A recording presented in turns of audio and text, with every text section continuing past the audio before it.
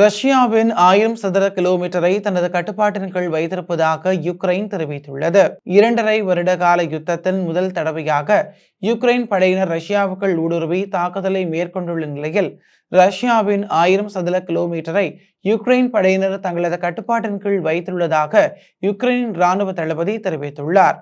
Cakes பிராந்தியத்தில் Ukraine படையினர் தொடர்ந்தும் ராணுவ நடவடிக்கையை முன்னெடுக்கின்றனர் என அவர் தெரிவித்துள்ளார். ரஷ்யா யுத்தத்தை ஏனையவர்களின் வாசலருக்கு கொண்டு சென்ற போது அது ரஷ்யாவின் வாசலருக்கு சென்றுள்ளது என யுக்ரைன் ஜனாதிபதி விளாடிமிர் ஜெலன்ஸ்கி தெரிவித்துள்ளார். யுக்ரைனின் தாக்குதலை பாரிய தூண்டும் நடவடிக்கை என வர்ணித்துள்ள ரஷ்ய ஜனாதிபதி விளாடிமிர் புட்டின் தனது நாட்டில் இருந்த யுக்ரைன் படையினரை வெளியே அனுப்ப போவதாக தெரிவித்துள்ளார். ரஷ்யாவின் மேற்கு பிராந்தியத்தில் இருந்து பெருமளவு மக்கள் பாதுகாப்பிற்காக வெளியேற்றப்பட்டுள்ளனர். 28 கிராமங்கள் யுக்ரைன் படையினரிடம் விழுந்துள்ளன. 12 பொதுமக்கள் கொல்லப்பட்டுள்ளனர்.